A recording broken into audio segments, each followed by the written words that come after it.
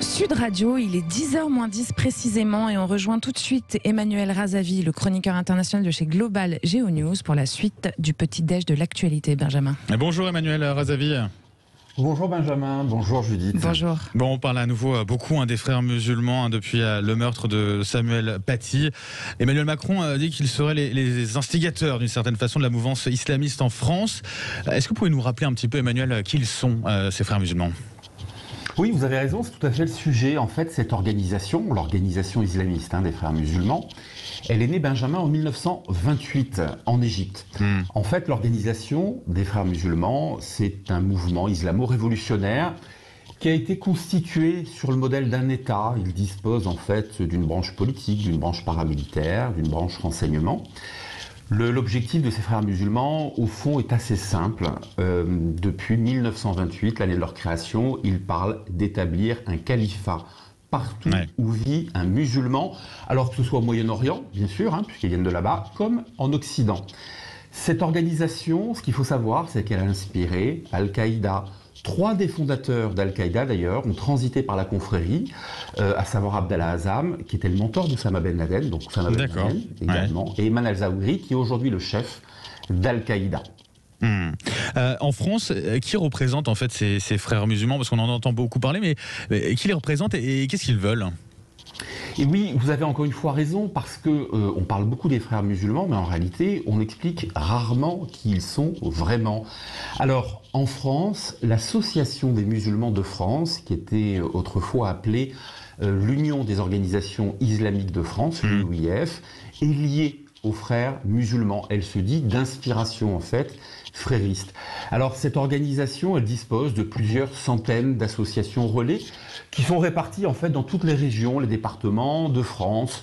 Leur objectif, encore une fois, il est assez simple, parce qu'il reprend finalement ce que dit la Charte des frères musulmans, c'est-à-dire ce rétablissement du califat. Dans les faits, ils veulent instaurer l'islam, ce que je vous disais tout à l'heure, partout où vivent des musulmans, avec un chef unique qui serait un calife. Mais justement, parce que on en a un, en tout cas qui se prend pour le calife, c'est le président turc Erdogan. Quel lien y a-t-il entre la Turquie et les frères musulmans en France ? Alors le lien, il est assez simple. Erdogan est frère musulman. En fait, il appartient à une des branches ou des sous-branches en fait de l'organisation des frères musulmans. Et dans les faits, il conduit sa politique depuis des années selon les principes mêmes de la charte des frères musulmans. En fait, Erdogan, il se voit un petit peu comme le chef de la communauté internationale musulmane. En France, d'ailleurs, on le voit depuis maintenant près de 3 ans, les agents d'influence de la Turquie sont devenus un petit peu les supports en fait ou les stratèges du discours frériste. Alors leur stratégie, encore une fois, elle est de profiter de la situation de crise qu'il y a en France. Les Turcs sont persuadés qu'on est dans un moment de convergence des crises en France et qu'il y a un risque en fait de guerre civile, donc ils veulent en profiter pour faire passer leur discours au maximum.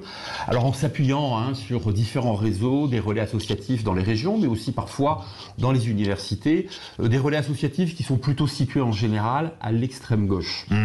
Et alors on parle aussi d'un autre pays que la Turquie, c'est le Qatar qui serait d'ailleurs derrière ces frères musulmans, c'est ça ? Alors c'est vrai aussi, alors le Qatar, ce qu'il faut rappeler, c'est que c'est le grand allié de la Turquie au Moyen-Orient, notamment en fait, depuis 3 ans. Le Qatar, historiquement, en fait, c'est l'argentier de l'organisation des frères musulmans, mais surtout, Doha, qui est la capitale du Qatar, est devenue la capitale internationale des théoriciens de l'organisation. Doha, dans les faits, c'est le lieu, je dirais, de rencontre, de formation à la fois des théoriciens, mais aussi d'un certain nombre de cadres de l'organisation des frères musulmans. Et pour l'anecdote, vous voyez, moi, quand j'étais en poste en tant que journaliste en fait à Doha, j'ai notamment pu y croiser Tariq Ramadan, que vous connaissez tous. Mais Tariq Ramadan qui a refait parler de lui d'ailleurs hier. Exactement. Sur la nouvelle mise en examen. Et Tariq Ramadan, qui est aussi en fait le petit-fils du fondateur de l'organisation des frères musulmans, puisqu'il est d'origine égyptienne. Tout à fait. Pour conclure, ça veut dire que ce que vous dites, c'est qu'il y a un projet islamiste finalement international.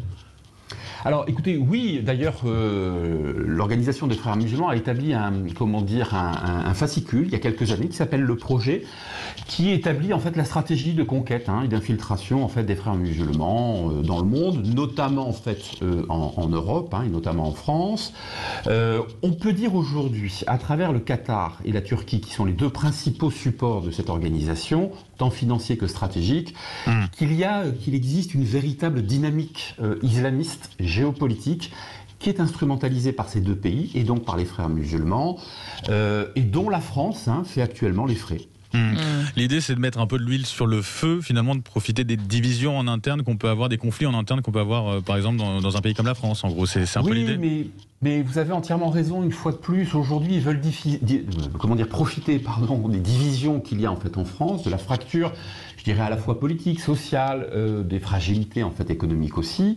Et puis, ils ont une stratégie aussi à travers cela, qui est une stratégie de victimisation. On l'a vu notamment, on a beaucoup parlé du CCIF ces derniers jours. Stratégie de victimisation qui induit forcément en fait également une forte médiatisation. En clair, ils se disent victimes de courants islamophobes, c'est le terme à la mode, cherchent à se médiatiser en fait à travers cela, mais en se médiatisant, ils diffusent le discours qui est celui finalement de l'islamisme et non pas de l'islam. Je tiens à le préciser parce que lorsqu'on parle des frères musulmans, on parle bien d'une organisation islamiste. Il ne s'agit pas du tout de parler aujourd'hui des musulmans de France ou d'ailleurs, mais bien en fait d'un continuum, je dirais, extrémiste de l'islam, qui est l'islamisme. Mais ça fait quelques années, quand on parle d'islamisme, on parle de Daesh. Là, vous nous parlez de frères musulmans. Il y a un lien entre les deux aussi ? Alors oui, absolument. L'organisation des frères musulmans, elle a inspiré, je vous le disais tout à l'heure, par exemple des organisations terroristes comme Al-Qaïda. Ben Laden a été formé par Abdallah Azzam, qui était l'un des grands théoriciens de l'organisation des frères musulmans. Mais vous retrouvez au sein même de Daesh un certain nombre de cadres de l'organisation des frères musulmans. L'organisation des frères musulmans, il faut retenir une chose, elle a inspiré tous les mouvements terroristes islamistes, sunnites, contemporain. C'est une réalité aujourd'hui. Et si aujourd'hui elle a des relais en Europe, en France notamment, qui peuvent paraître très institutionnels, très politiquement corrects, il n'en demeure pas moins que leurs théoriciens de référence sont des gens qui ont prôné le djihad de façon extrêmement claire. En France, notamment, on le retrouve dans plusieurs centres de formation comme l'IESH, qui est une école des imams qui est dans la Nièvre.